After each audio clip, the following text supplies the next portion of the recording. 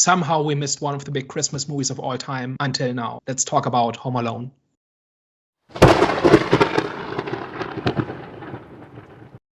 Hello, everyone. Welcome back. We are back, the Eye of the Storm podcast. If you're new to this channel, then today we are doing Have You Seen? Have You Seen is when we introduce to whoever hasn't seen the movie, a new movie, or not even a new movie, a classic film, which we love.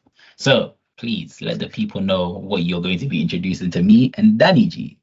Yeah, so today we're discussing an absolute Christmas classic, and I don't know how you guys haven't seen it before, but due to the time of year, we're reviewing sort of one of my all-time favorites for the Christmas period, which is Home Alone.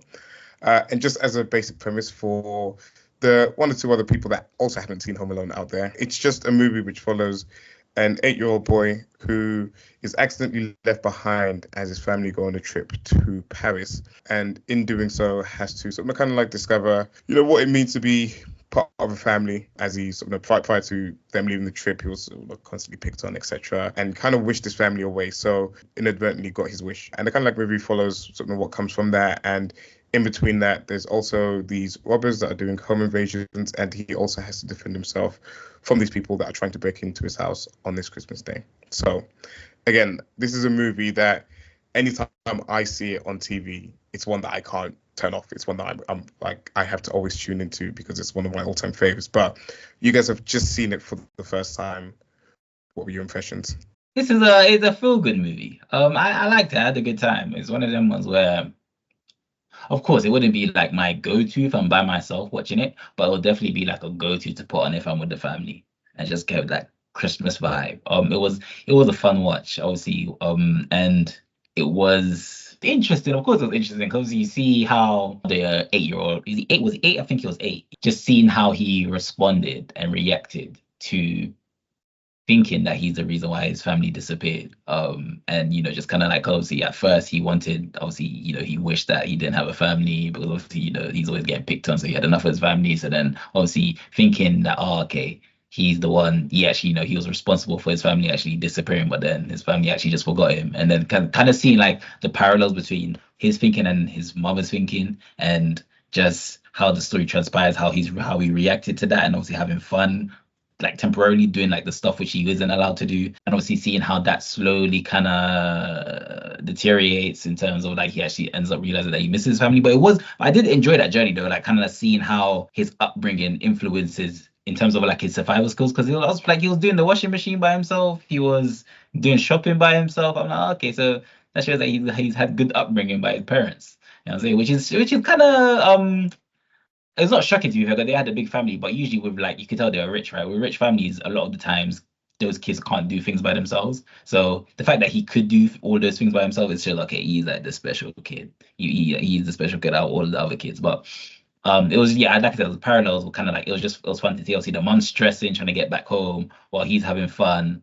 And just how the story transpired. And obviously you see the whole, the other story of how the robbers coming in, and how he's tricking them, and just like, he's just like, he's having fun and protecting the house. Like he's the man of the house, even though he's 8 years old. So it was a fun watch. And like I said, I wouldn't watch it off my own accord, but I'll definitely like watch it for Christmas. Like if the family's there, like especially if I have my own family in the future, that's something that I'd definitely put on. So yeah, it's definitely a good Christmas movie is what I'd say. Yeah, I agree. Like this was a delight to watch. Like this is just like a comfortable watch. It's fun in places.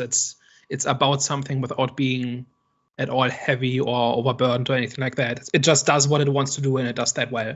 I think Kevin is a little bit rough in some places in terms of like the performance, but he's also 8 years old, right? So I think child actors are a luck of the draw anyway. If basically for long stretches of your movie, an 8-year-old is your only character, that's really tough. And I think if you cut him a little bit of slack, I think he's a lot of fun to watch as well. One thing that really struck out at me is I'd never seen Home Alone before, but I've obviously heard of it, to the point where I thought I knew what the movie was like. And it's actually not. Like I thought the movie was basically the siege movie where he gets left behind alone in the house, and then the burglars come in and he starts messing with the burglars, and that's basically the movie. And then the movie ends with the burglars kind of being defeated or being arrested or something. That's not really how it goes, right? The actual siege of the house is maybe 15 minutes, 10 minutes towards the end. And it's neither the bulk of the movie nor is it the end of the movie. And in that sense, it's kind of like The Exorcist, right? Where everybody who hasn't seen it thinks they know what the movie is about. But when you actually watch it, it's quite different in that the actual thing it's known for is a relatively small part towards the end. But the bulk of the movie is building up this character that you then care about when the famous bit happens. So in that sense, that was a really interesting experience to see it, kind of figure out like in what way all of my assumptions about what this movie was like were kind of wrong. But I was kind of pleasantly surprised. I thought it was basically just 2 hours of hijinks or 90 minutes of hijinks, and it's much more than that.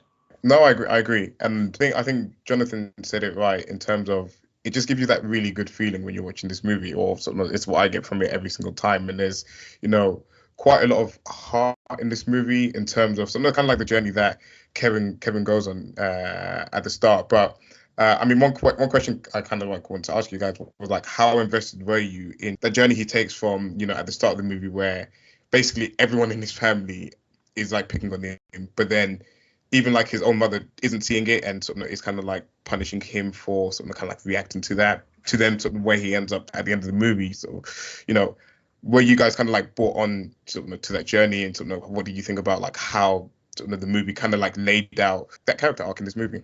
What I found interesting, because usually when it comes to family dynamics, right, the youngest is usually the one that's treated like the king of the house, but he was treated like the horrid Henry. So that's why I think I felt more engaged into it. I found it like, because it was interesting. I'm like, oh, okay, so like he's the youngest and he's not getting treated like he's the one that's getting treated like, the menace. That's interesting to see because it's different. So I think they already started off doing something different. So in terms of like how his journey kind of like ended up, it was, I wouldn't say it's basic, but it was definitely, of course it was unrealistic, but at the same time it was, I think he was like kind of like living every kid's dream.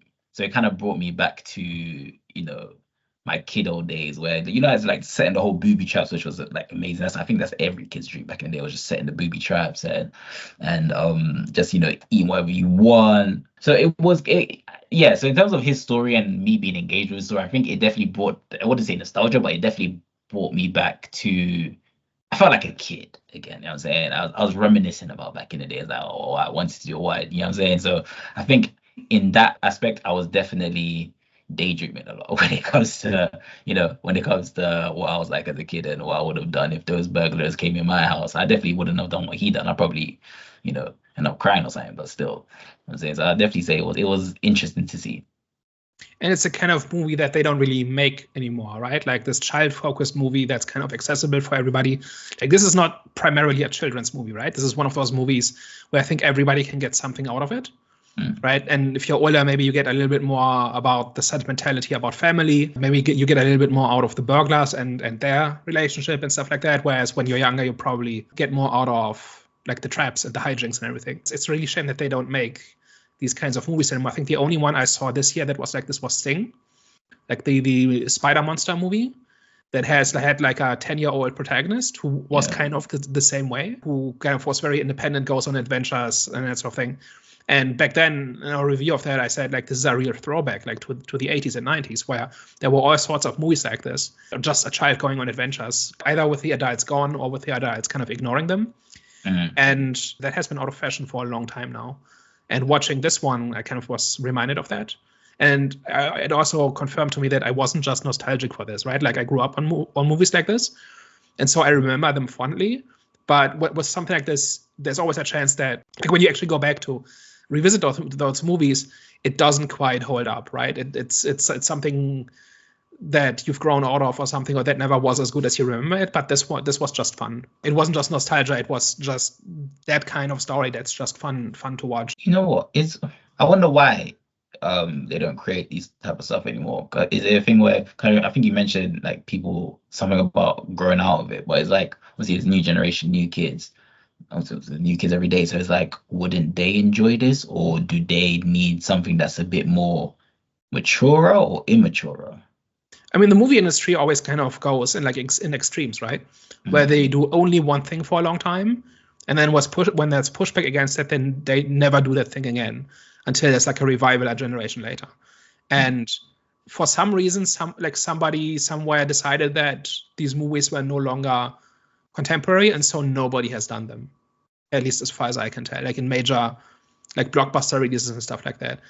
I don't know that there's any kind of thought behind it, that anybody has said, no, these movies are, for one reason or another, no longer appropriate or whatever. I've never seen anybody criticize those kinds of movies on that level, but it's just, we just don't do it. Like, for some reason, it just doesn't resonate.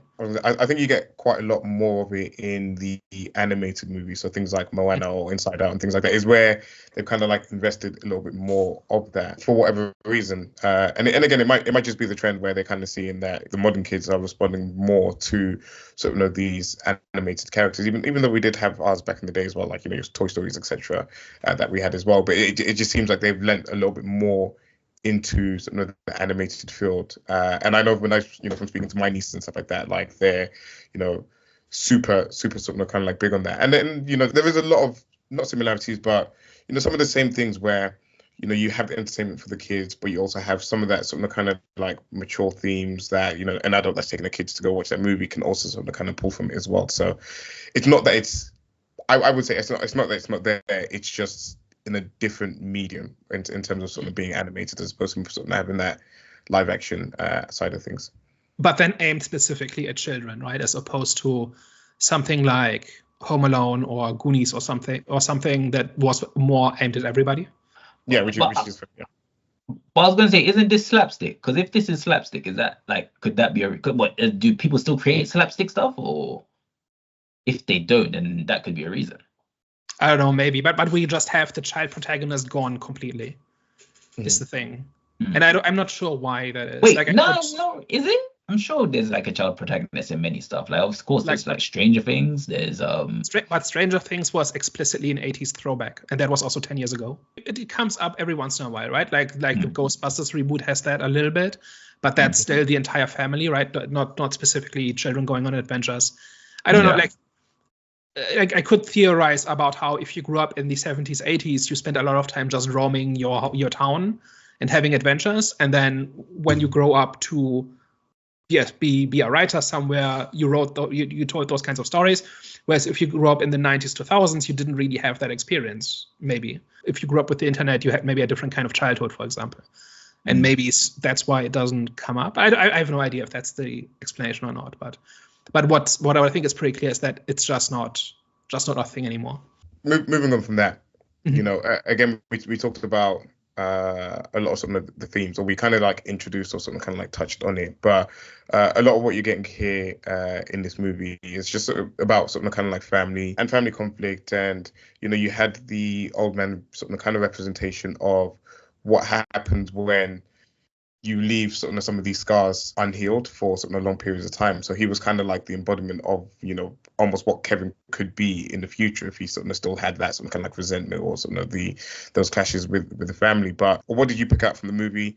How do you think it handled sort of its themes of family? For me, I think, what's that saying where it says you'll never something realize until it's gone or something like that? What's that saying? You don't know what you have until it's gone? Yes, I think they definitely portrayed that really good in this. Obviously, like I said, mentioned before, in terms of he wished for them to go, and then he technically got his wish.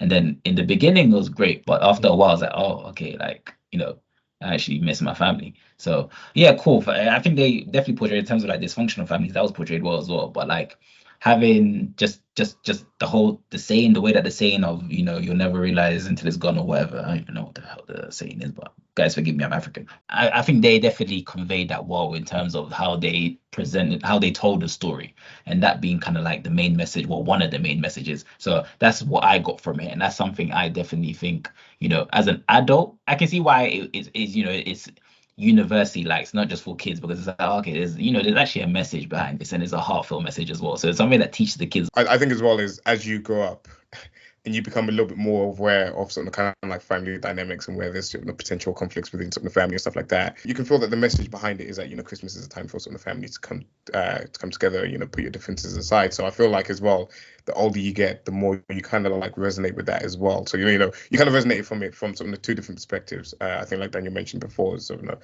as a kid, when you're sort of kind of like being told off and you feel like it's unjust and this and the other, and you're sort of kind of cursing whatever. But then as you get older as well, it's just, understanding family dynamics. Things can go wrong, but at the end of the day, sort of, this is a time for sort of everyone to sort of come together and mend their wounds and stuff like that.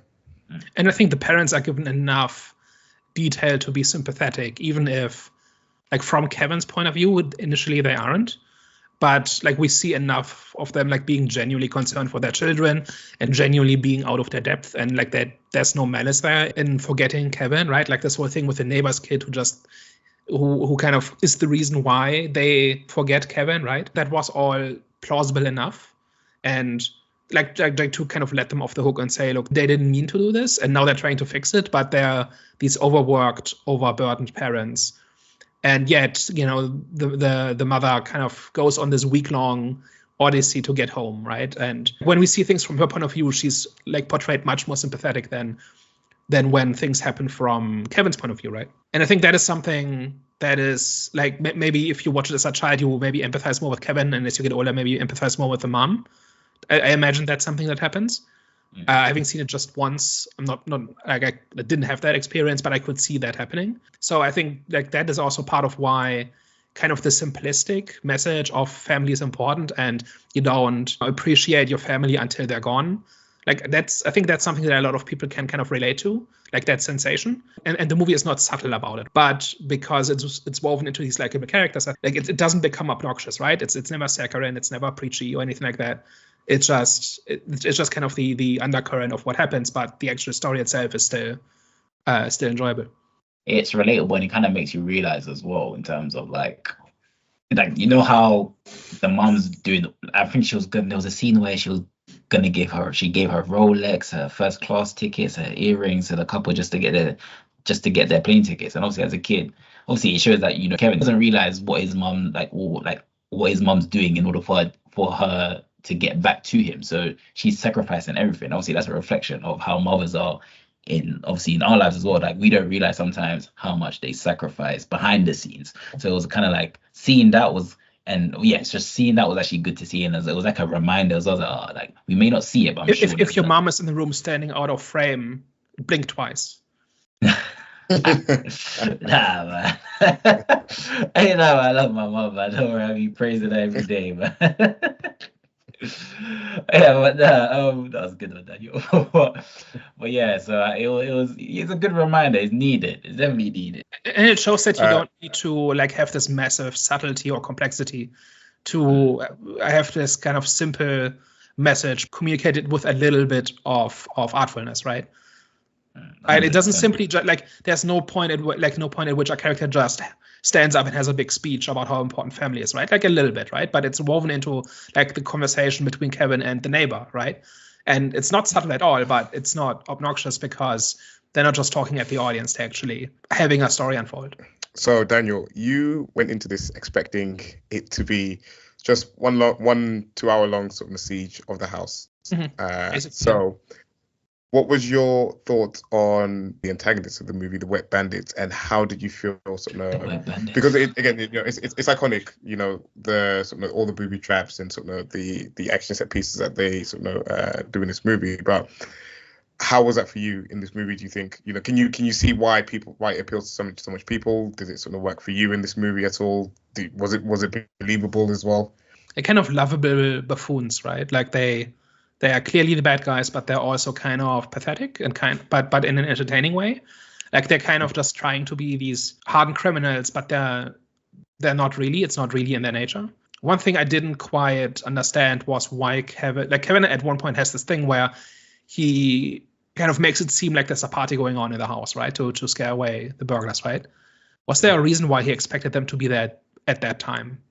Because I know the second time around when they came for the final showdown, they did say that they were going to come back at like 9 p.m. I can't quite remember whether... Did they actually say that? Okay. There was a part for the later showdown, for the final showdown. I think there is a part if I remember correctly, there was a part where they say it's just a kid in the house, where he's peeked through the window and he's seen sort of Kevin putting the Christmas tree up, and then Kevin spotted him through the Christmas decorations, and then he goes on to say, he overhears them say, "We'll be back at 9 p.m." But for the one where it's showing that they're having a party, that one, I don't know whether it's explicitly said. That just seemed a bit sudden, right? Like where I didn't really see like it seemed like what was missing was like a scene where like they try to break in, and so Kevin kind of improvises the appearance. Like I really like the thing about the movie where it just happens to always have the perfect dialogue to scare people away. That was fun. But like I feel like there was like a scene missing where he kind of does it by accident and then realizes, okay, I have to be prepared next time. They're gonna keep coming back, and next time I have to be prepared. Like unless I missed it, it seems like something like that was missing. Wasn't that the scene where? But didn't the events before that? So one of the events before he did the whole Christmas thing, one day following him. So didn't he go to the shop and then they nearly crashed into him, and then he recognized the go-to. Like, yeah. And then that's when he started walking home, and obviously he sees that they're following. And if the scene straight after that was the Christmas scene, then I'm assuming he's like already looking outside the window, knowing that they're there. So obviously it's going to take time for him to set up the whole Christmas setup and all of that. He knows that one of the burglars was scoping out the house as disguised as the policeman, right? But I was kind of missing that where he realizes, oh, they're gonna keep coming back unless I put on this charade. But I think that happened in the same day. There was one scene where he tries to go in the back door and then he switches on the light to kind of like scare them away. And the thing with like the recording of like playing the movie back and like getting the sort of the perfect dialogue, I think he tested that out on the pizza guy first, more so because again he didn't want to show that he was the only person in the house to this pizza guy that was delivering pizza. So he kind of used that as a means to get the pizza without having to interact with the pizza guy, and then kind of like saw that partially worked. So I think that's where the movie gave enough to sort of kind of justify it, I would say. Okay, yeah, that makes sense. Seems like that gave it more life though, especially with the criminals. Even though of course, yeah, there's times where it's over exaggerated in terms of like trying to be funny, which you can kind of like forgive. But scenes like the whole sound cuts, sound bites of the TV. And what's the other scene again? Was with when they introduced themselves as the wet bandits. I was like, yeah, this is definitely that was funny. That was actually funny. So I had a good time with this one, man. Of course, like I said, there's certain things which I do forgive it for. I do think it's sometimes the sound effects can be over the top. There were times where it did feel a bit not draggy, but a bit dull. But that generally happens when you've got like an 8-year-old kid, like a child being like the protagonist. So you can kind of like forgive it. And what did make up for those kind of like dull moments, or moments like, the wet bandits, and moments like, the booby trap that was a fun scene in general. And, the whole sound, the sound bites with the TV, that was fun as well. So this one gets a thumbs up. I'm glad you guys like the wet bandits. And I think that's, when they were trying to recapture the magic of Home Alone, because I think there's maybe 5 or 6 movies that came out. So there's this one, and there's the direct sequel, Home Alone 2, which Macaulay Culkin, the child actor, is in both of those. And I think after that, they switched the child actors, switched the cast completely. But I feel like I don't think they're underrated, because I think a lot of people sort of do kind of recognize and sort of love them in this movie, which is why I'm glad that you guys do as well. But I feel like they're also a big part of sort of why some of the later movies didn't work, because they didn't have the same kind of like presence, as the same sort of energy that these two brought to being the antagonists. And part of why the later ones didn't work as well for me was just that they took the part which they thought everyone liked, and Daniel always mentioned this, that Hollywood always learns the wrong lessons, and they pick out some of the wrong things that sort of kind of like work through the movie. So, what they picked out was, setting up all the booby traps and sort of the house siege stuff as sort of what people wanted to watch, and that then became a big part of sort of everything that came after Home Alone 2, which was extremely frustrating, because anything after that we don't even recognize. It's only Home Alone 1 and Home Alone 2 that I recognize in the franchise. Often these franchises will either get better over time as they figure out the formula, or they get worse as they tell the same joke 2 or 3 times, and then either it stops working or it's like they lose sight of what made it work. And it sounds like here they repeat the formula once in Home Alone 2, and then after that it's just what its reputation is, like 2 hours of hijinks. Yeah, pretty much. And I think it also loses the magic as well. Of sort of, I think Macaulay Culkin was quite big and quite popular at the time as well, and it just didn't have the same heart or the same feel. And of course, this is the second highest grossing Christmas movie of all time. So of course, they would chase to try and sort of make more money off of it. But again, it's like the Alien series, it's like sort of the Saw series, many other series where they just kind of like lose the magic that it had at the start in some of the sequels. But Jonathan, you were gonna say something there. No, I was just gonna say, how many movies were there in the franchise? About 6. I think. See. About 6. But again with like different kids. There's about like 6 with like different kids. And I was about to say, how could they? How would they live? How can they lose one kid so many times? Do they at least jump the shark at some point? Where first movie he's just home alone, the second time he's alone in New York, right? Does it get stupid at some point? Another one's in I can't remember which one it is. I think it might be Home Alone 5, where it's just kind of like back to being in a house in the suburb neighborhood. So it doesn't advance the formula far enough. Because you can expand the formula infinitely, right? Kevin alone at a convention center, Kevin alone in a hotel, Kevin alone on a on a cruise ship, Kevin on a plane, like whatever, right? You can do stuff with it, right? And if they wanted to, they could get deliberately ridiculous with it. But it sounds like they didn't. They kind of just tried to capture the magic of the first one without understanding it. What's funny as well, so I know in this movie it's kind of him, and I don't think we're planning to do the second one, so we can kind of discuss part of it as well. But what's also funny is how in this movie it's perceived as self-defense. You know, they're trying to break into his home, and so no, he's kind of like running all these traps. But in the sequel, he's lost in New York, and he sees the same bandits that have sort of been released a few years later. And they're trying to break into a different house, which isn't his house. But I think it's like someone related to him. But he then becomes a vigilante as opposed to sort of defending his house, which... Right.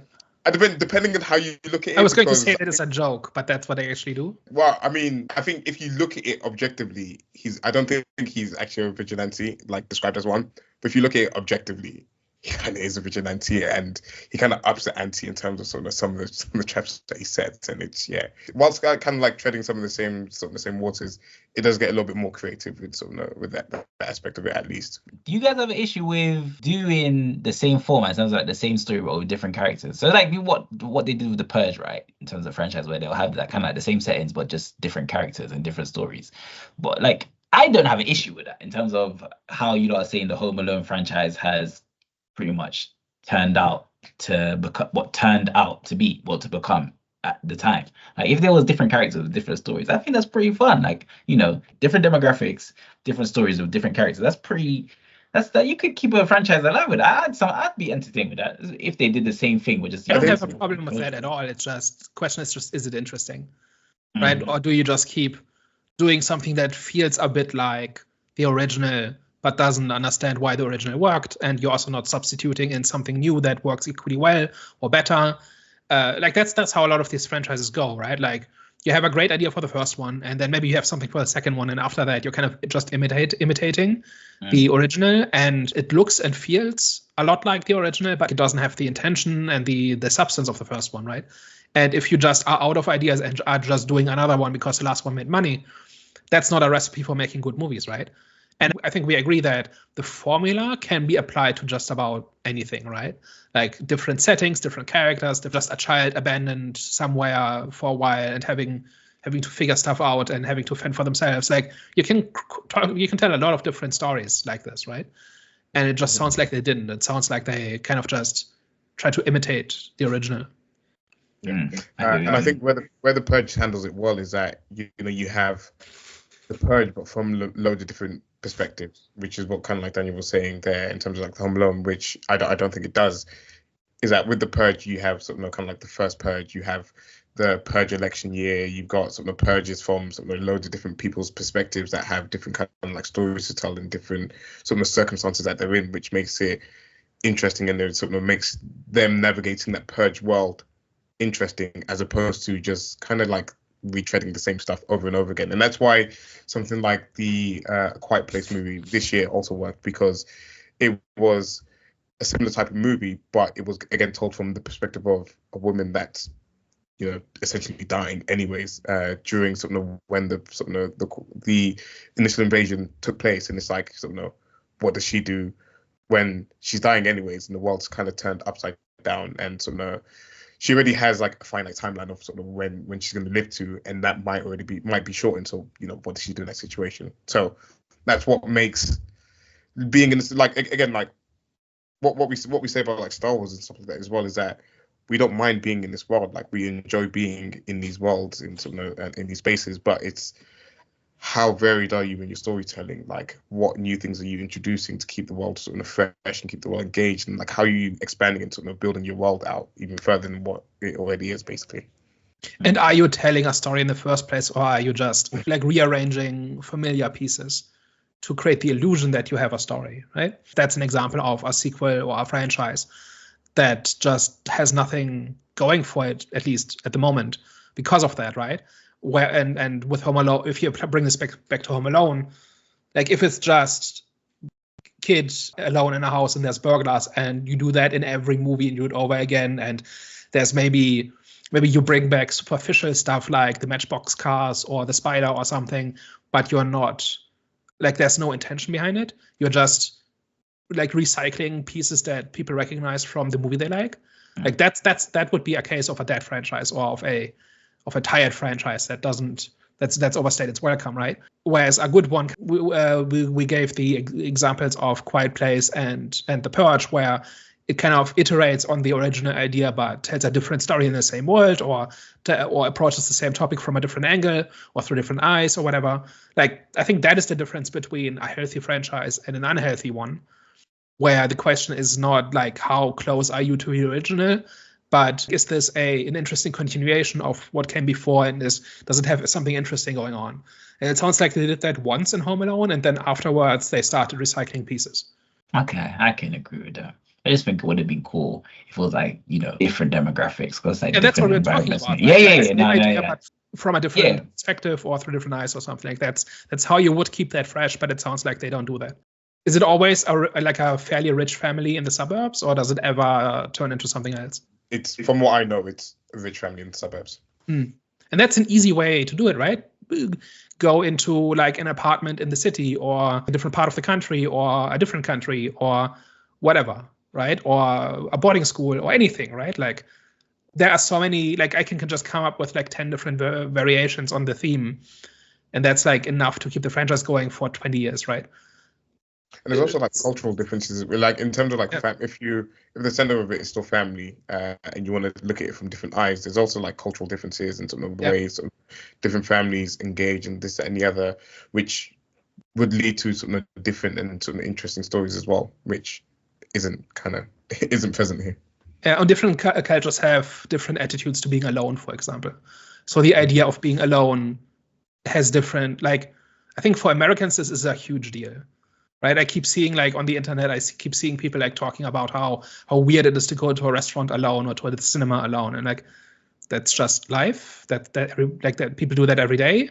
But like like some cultures just really have a problem with being alone, right? Like what if like there's two children and they come from different backgrounds and they respond differently to being left behind, right? It seems like there's like infinite potential here. Make a Home Alone shared cinematic universe and kind of really go all out and explore this topic from all different angles. It seems so obvious, right? Yeah, we need Netflix to give Daniel a budget, man. I'm saying get to work and then.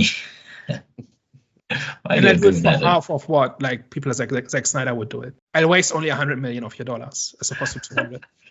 Your beef with Zack Snyder is it needs to be documented. Also, one thing I wanted to mention is this was very clearly made before 9/11, right? The way everything at the airport unfolds and on the plane doesn't happen today. Like you can't just hang out at an airport for a week. You know what I mean? Like the entire thing is not like the entire plot is not possible anymore today. It hasn't been for 20 years. Which is also like really like this really dates the movie, right? To being made before 2001.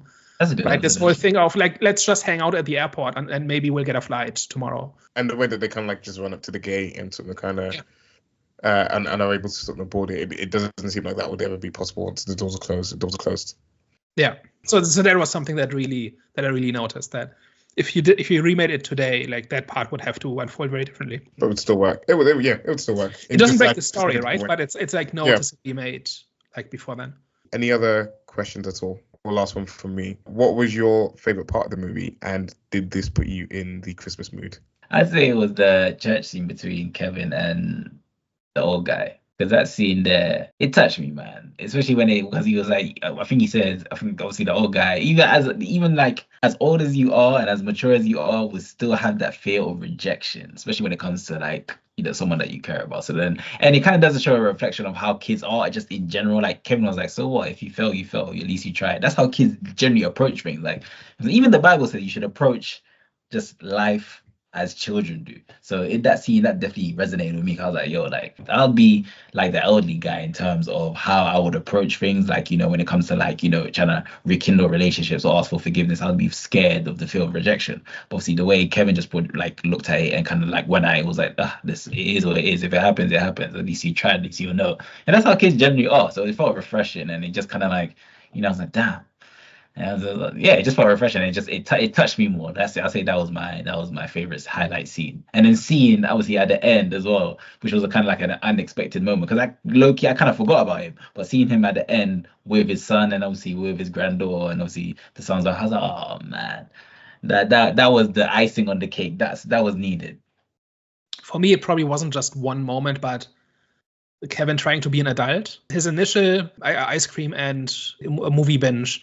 When that's over, he kind of just tries to be an adult, and he goes shopping and he does laundry, even though he's afraid of the boiler, and he makes like a mac and cheese dinner with like a glass of milk, but he sets the table as if he's having like Christmas dinner, because he just does what he's seen the adults do, and he just imitates that. That was like just fun to watch.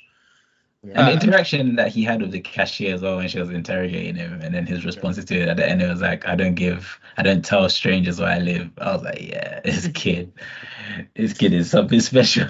And especially like kind of like where you see where he comes from at the start of the movie, where he's looking for someone to pack his suitcase for him because he doesn't feel like he's competent enough, and then this entire experience helps kind of not mature him because he's still a kid, but it helps kind of. Wouldn't you say that's a flaw though? Because the way that he was portrayed, the way that he was introduced as a kid that can't do nothing for himself, and then all of a sudden, even though he's forced in a situation where he has to do things for himself, it's like, but where did that come from? Because you're shown to us, like you're introduced to us as someone that can't even pack their own suitcase, and now halfway in the film you're out here doing your own laundry, you're out here shopping. Like, would you say that was a flaw, or is that something that you can just bypass and forgive?